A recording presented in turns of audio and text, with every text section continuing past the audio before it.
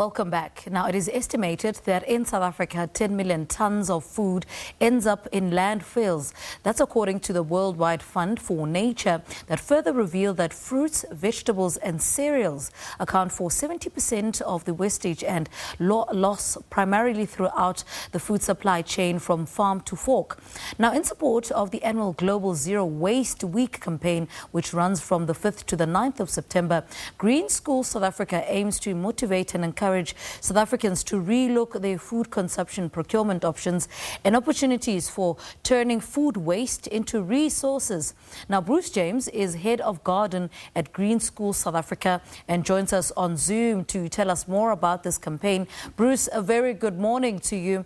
I suppose speak to us about the Zero Waste Week campaign, and that recognizes, the value of that reducing and recycling waste is. What are we talking about here?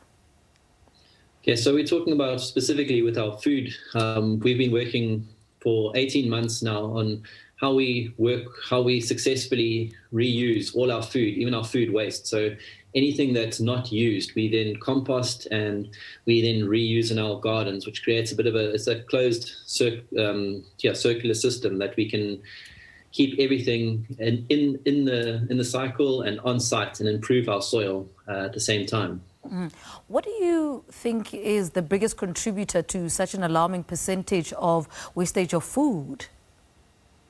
I think what we've worked on is procurement, is down to procuring how much we actually need and not any extra. A lot of it is down to overestimating, and it does take some time and practice to get it down to the right quantities. Initially, when projects like this, even with us, our waste food waste started off fairly high, and we brought it right down to a bucket of food waste a day, and that's feeding 250 people a day. You can see in the pictures now that the kids are really involved with all the stuff that we grow, and a lot of the stuff ends up in our kitchen. And the excess we even sell off to our parents. Unpack some of the creative ways of solving this problem. What are some innovative solutions to tackle this challenge? Okay, so we've paired with local suppliers, and we've organized with them that we cut down on packaging, because packaging also is part of the food cycle.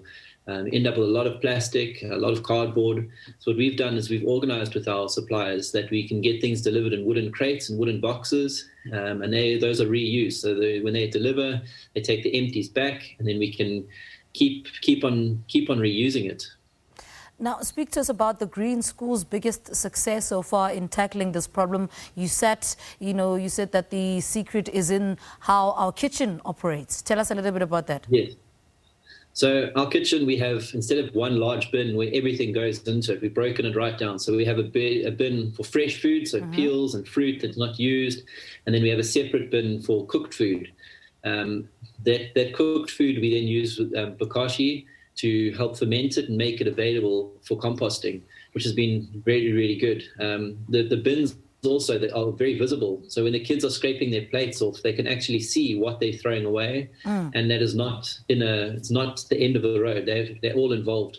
Where the food goes down to compost, they can see that it actually is not wasted. We are reusing it. And one of the school's founding principles, which is eliminating food waste. How much do the kids understand what is happening, and how do we as the general public try and implement that at home? I think by just being mindful of what you're actually using and how much you are actually serving up. You can't just expect that everything's going to be eaten every time, but you have to be mindful that something has to be done with it. It can't just end up in the bin every time. So we're trying to, we really incorporate that with the curriculum, and keeping it a positive message that we are, even though there is some wastage, we are reusing it. It goes into the composting and becomes a very visible and hands-on approach with the kids. So I think at homes you can definitely use bokashi systems. There are small domestic-sized bokashi systems that you can use, and if you can include it into your own compost, and I'm sure you can find community gardens and local areas that would take bokashi to enrich their compost systems, because it's really, really high in nutrients and it's really beneficial for your gardens. Now, take us through how the school maintains a net positive contribution to landfill sites, in the valley by helping the surrounding community reduce their waste and divert from landfills. So we would like to share our information that we had and we have been for how we do this. So we paired with suppliers that are willing to work with us. We build those relationships about how we can cut down on packaging and buying seasonally and just sharing successes like our food waste. Local schools, businesses, restaurants, they're all very welcome, and some of them have already found out how we do our food recycling and reusing process. Mm-hmm. Now, one of the things that you also say is that, achieving zero waste can be very tricky despite the low-hanging fruits. Speak to us more about this. So there's always a lot of things. Everything says that it is recyclable, but it's down to where it's recyclable. It's not always recyclable in your area. So what may be recyclable in a larger city, or even in different areas of the country, is not recyclable in your area.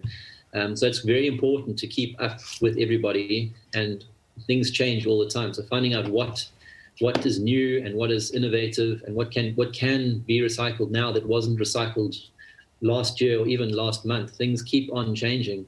So keeping up with the innovation is really quite important. We've had to really expand on trying to find out who would take some of our waste that we have battled with, and it does take time, and it's really quite important that we keep up with the innovation. Mm-hmm. Now, speak to us about how sharing these solutions help in saving, other schools and restaurants and organization, and how you pride yourselves in this. Okay, so we can, our successes, especially with the food, but also you can monetize a lot of these things, especially schools that could really benefit from collecting glass, from collecting tins, from collecting cardboard. Those are you can actually get payback from those. We've been working even with our small school numbers. We have about 200 kids to start with, and we've collected a couple of $100 a month. Although small, can be scaled up over time. All businesses that deal with food, all packaging, if time is spent and separated, and you pair up with local suppliers and local buyback centres, it really does make a difference. And it's really important that we start focusing on these things and not just keep sending things to landfills. It's not a solution.